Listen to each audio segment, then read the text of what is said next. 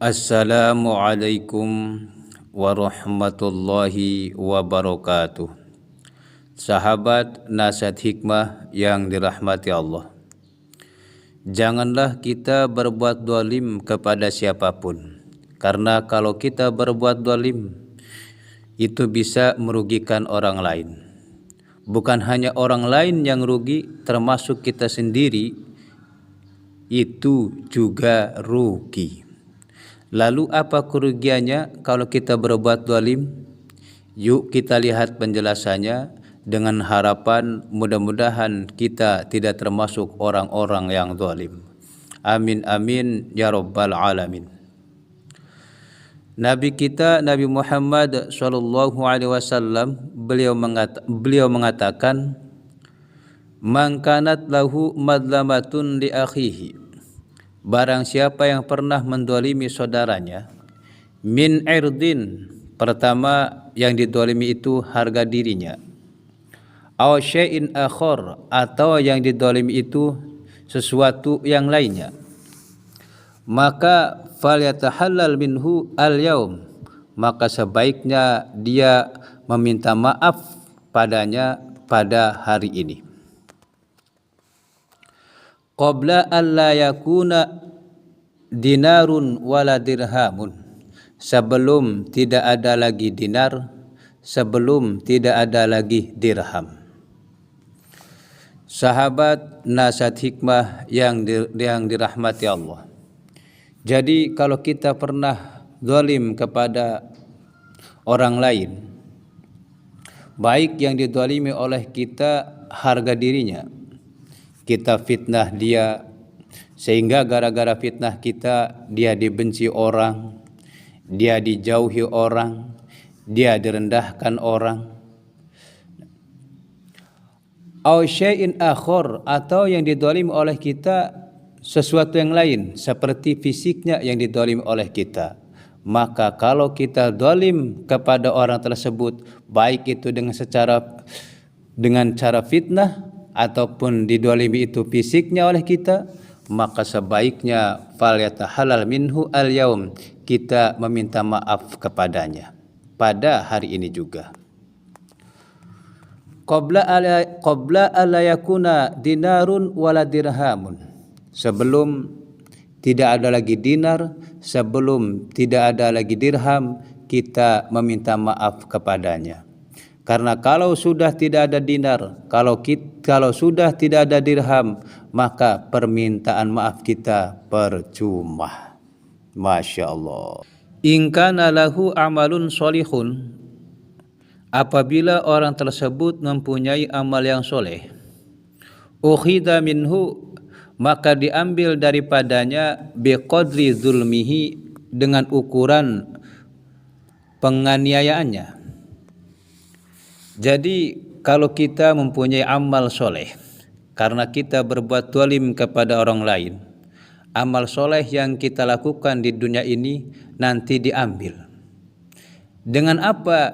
Dengan ukuran bagaimana kita menzalimi orang tersebut. Masya Allah.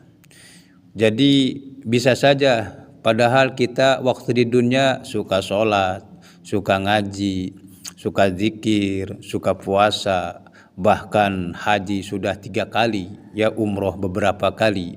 Bisa saja karena kita sering zalim kepada orang lain, akhirnya pahala zikir kita, pahala sholat kita, pahala baca Quran kita itu kosong. Karena apa? Karena diambil oleh orang yang dizalimi oleh kita.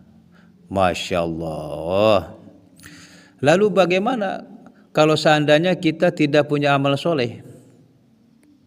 Wa illam yakun lahu hasanatun, dan apabila orang tersebut tidak mempunyai amal soleh, ukhidha min sayiati sahibihi, maka diambil dari kejelekan-kejelekan temannya, fahummila alaih, maka dipikulkan alaihi padanya.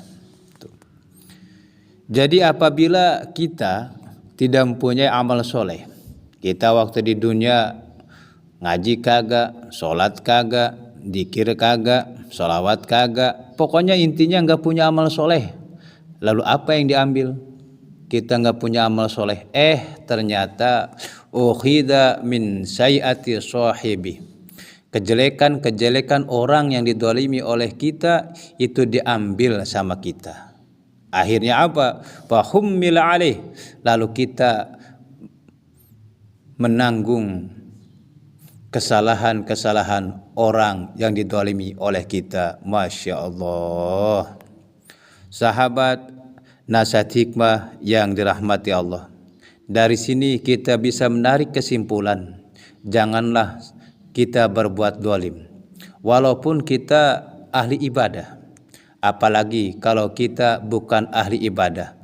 Lah yang ahli ibadah saja bisa rugi serugi-ruginya, apalagi kalau kita bukan ahli ibadah. Masya Allah. Sahabat nasihat hikmah yang dirahmati Allah, lalu bagaimana kalau kita didolimi oleh orang lain? Apakah kita harus diam saja, ataukah harus melawan, atau harus bagaimana? Yuk kita lihat penjelasannya kalau kita didolimi oleh orang lain. Ada satu riwayat bahwa Allah Ta'ala pernah berfirman kepada Nabi Musa alaihissalam. Kata Allah, man qadara, barang siapa yang mempunyai kemampuan, wa'afa, tapi dia memaafkan, ya. Jadi sebenarnya kita mampu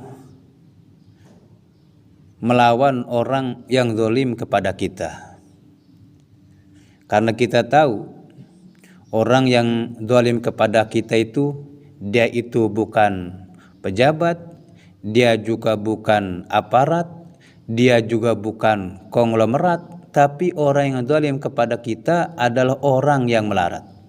Sangat mampu kita melawannya, tapi kita tidak melawan. Bahkan kita wa'afa, memaafkannya. Ya.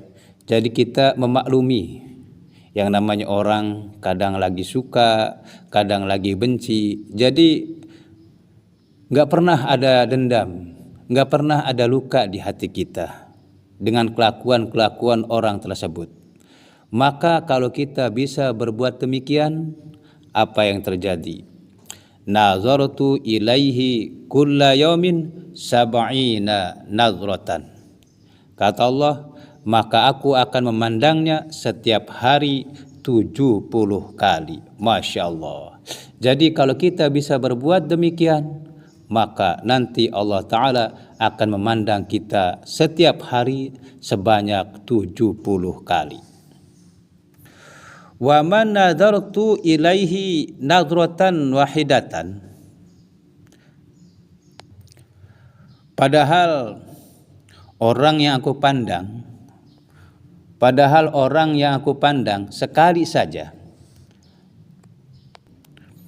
lam u'adzibhu binari, maka aku tidak akan menyiksanya binari, dengan nerakaku. Jadi jangankan 70 kali kita dipandang oleh Allah Subhanahu wa Ta'ala setiap hari, kita dipandang sekali saja, maka kita insya Allah tidak akan disiksa oleh Allah Subhanahu wa Ta'ala. Kita insya Allah tidak akan dimasukkan ke neraka. Masya Allah. Sahabat nasihat hikmah yang dirahmati Allah, maka dari itu kita sebagai manusia tentunya memang sulit untuk memberi maaf kepada orang yang telah menyakiti kita. Tapi bagaimanapun kita harus berjiwa besar, harus berjiwa pemaaf. Sebab dengan berjiwa pemaaf, ternyata Allah Ta'ala memberikan sesuatu yang sangat spesial buat kita. Ya. Sahabat nasihat hikmah yang dirahmati Allah, kita tidak pernah tahu apa yang menyebabkan kita masuk surga. Mungkin gara-gara kita memaafkan orang yang zalim kepada kita, Allah Ta'ala memasukkan kita ke surga. Amin, amin, ya Rabbal Alamin.